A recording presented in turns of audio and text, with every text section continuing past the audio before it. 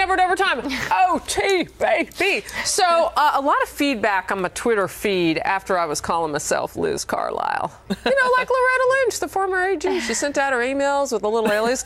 And it was based on her grandmother. There's a gift certificate apparently floating around online, which, wow, okay, I guess we needed the proof of that. My point was, and you said it, Jessica, there were so many emails going back and forth with the AG's office on the topic of that meeting and investigation, and Bill Clinton getting together with the AG while his wife was running for president and under investigation, that they needed a pseudonym, an alias. She had it before to handle that. the topics of what was going on. It turned into, because of the good work, frankly, of the media, it turned into an enormous deal that I believe was the beginning of the end for Hillary Clinton, right? That's what set everything meeting on the tarmac? The meeting on the tarmac.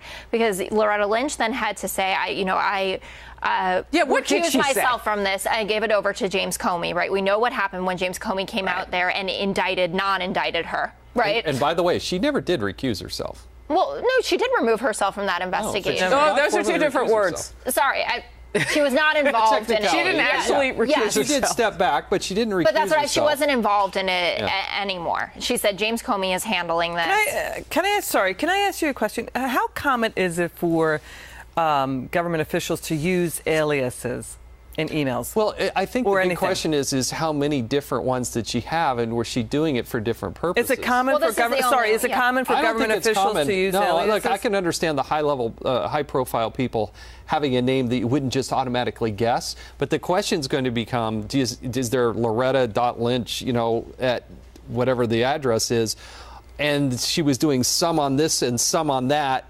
And how did she respond to congressional inquiries? So here's the question. If the media, if a reporter has a Freedom of Information Act request and they want those documents, right? Mm-hmm.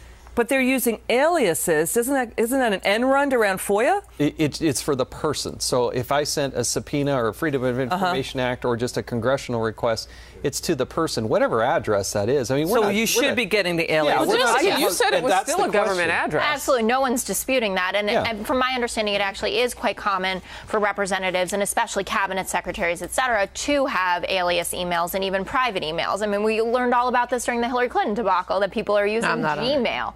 And she was using official DOJ email. I'm not saying anything's good about this. We did have this problem before, because in Fast and Furious with Eric Holder, they're still in court. It's almost 8 years later. We're still in court. We still don't have all the documents from Fast and Furious, in large part because Eric Holder went to the mat. It's the first time in the history of the United States of America that an attorney general was held in contempt of Congress. And in part, it was the inability of them to produce the documents. And Congressman, to your point, this is what gets the viewer and the voter out there so enraged. This, they feel like, is, to use the president's term, DC swamp behavior, that they're unaccountable to the American people who pay their salaries, right? Yeah. They act like laws unto themselves. And that, the D.C. bubble is disconnected from the rest of America, right? Yeah. You've heard that from your voters, right? One of the things I like to ask government officials when they came before us, I'd say, who do you work for? And then they would say something like, oh, I work for this department or this agency. Oh, who pays you? Oh, well, it's the government. No, you work for the American people, you're paid by the American people, and you should be responsive to the American people. That's what makes the United States of America so different than the rest of the world. We do challenge truth to power, and you're supposed to provide these documents because the American people paid for them to be developed. And that's the fundamental question, and yet to be defined, on Loretta Lynch.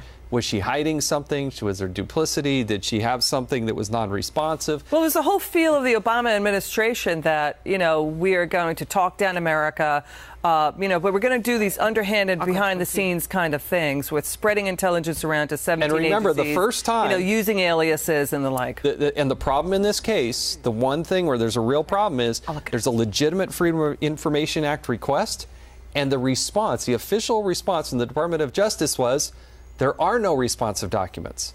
And only until you have somebody with deep pockets who can go to court do you find that there are hundreds of emails on this very topic of which she said nothing happened. She used an alias, Elizabeth Carlisle, on the email that said, this is my talking points to deal with my meeting with Bill Clinton on the tarmac. Elizabeth Carlisle was used in that email about the talking points. You remember the Go-Go's, don't you? I do. I remember the Go-Go's. People ask me why I laugh every time I hear that pseudonym, and it's because that's what I think of. But I do know it's based off of Loretta Lynch's grandmother. Okay, let's move on. The lady was great. A lot of people are talking about the... They like you, they call you the lady. A lot of people are talking about the Peggy Adams Newport. Yeah, they call you the That's lady. funny. That means all of you except me. That's what that really means. I love that segment on negotiating your grade. Yeah, because everybody's joking. talking You want to talk about that? We were joking at the break. Would you ever be able to negotiate your grade with a Catholic nun? I mean, I was taught by there's no way I'm going to go up to Sister John Mary and say, yeah, I deserve an A. No way. What I said about that, and to me, the critical point out of all the talk about what that professor at the University of Georgia wanted to do with these business courses, show me what grade you think you ought to get, and I'll email you back and tell you that's okay. And if you don't like your group, then we can take you out of a group and you can work alone. The biggest problem is that group part.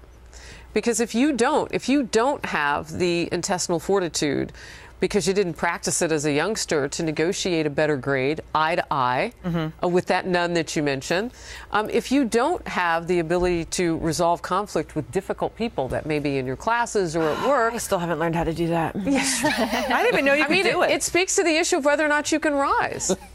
So, I don't know where else you're going to practice that. It also doesn't encourage, which is a key tenet of liberalism, diversity, right? And dealing with people with diverse points of view or diverse backgrounds, because you're not going to get along with people, right, who are coming from a totally different perspective, and you're just going to go and say, no, because you can get out of the group. I can't do it, right? This group doesn't work for me. Oh, and then I guess we're more practiced at saying I can't.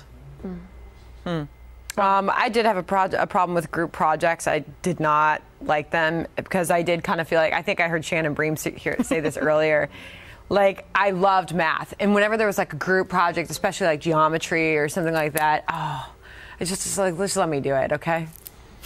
By myself. Well, that's the I don't want by Just myself. give me the baton and I'll run 100 miles up the Having road. been on a group show with you for 3 years, I'm scared. Let me do it. algebra, all those kind of things. I was like, well, because Oh then my your God, grade's that's so dependent funny. on somebody else dropping the ball, not getting Oh, yeah. something Yeah.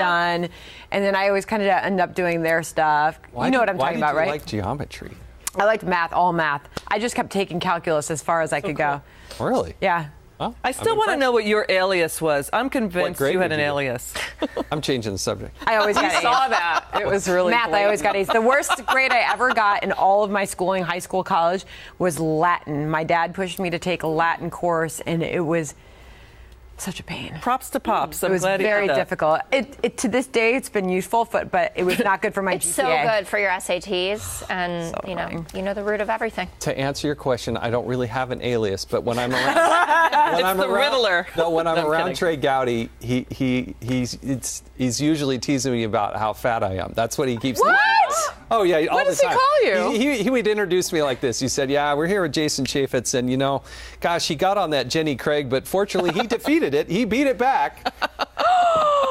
Wow, Trey Gowdy is not bigger than a minute. He's just not bigger. I than don't a think minute. of you as I'm like- glad that he's I don't not think here. of- He sent me this one. It says, You did Oh my Jenny gosh, you Craig? have it on your phone. well, he just sent it to me today. Wait a minute. Was You he did- I watching sent the a show? picture actually with you in the picture. We were doing some stuff. I was on Mornings with Maria, and in part he says, his response back to me is, "Why did you stop working out, or is it just the lighting?" Wow. I don't know. Can we talk about Trey Gowdy's hair? I think I like Trey Gowdy. He's got a new hairstyle every day. If you promise Which me, is impressive, by the Promise way. me we will at some point. You'll have me on the show, and we'll do a segment About Trey on Gowdy's Gowdy hair? There's actually a website about Trey Wait a minute. Gowdy's hair, but You dropped we a can put up bombshell. the pictures. You were on Jenny Craig? Oh, see, that's the point. I wasn't. That's right. the problem with the way Gowdy puts it. He Lucky says, and "Oh, Mitzi defeated have a it." message for you, and you can see it right here on the live chat. Yeah. How many people? Ooh, we got thousands of people on. Congressman Jason Chaffetz is our favorite guest. Please Well, give thank him you. our very best. Yeah, they do Thank like you you. very We much. hope you Thanks. invite this gentleman again soon. God bless. Now Well, look at that. They you've gotta didn't even make sure. mention your weight. Well, I'm just kidding. Patrice, thank you for weighing in. Latin was your worst subject, too. And I already had a good vocabulary for the SATs, so it was useless. Well, I don't agree with that. It was useless. I think it was extremely important. Thank you for that sentiment. You took a lot of Latin, didn't you? We No. discussed this before. No, I was not. What language did you discuss? French. And don't even French? ask. Oh, that's right. All right. I remember. Au revoir. Thank you, Congressman, for joining Au us. revoir, mon Thank chéri. Thank you, Congressman, for being here. We'll see you tomorrow. Thank you.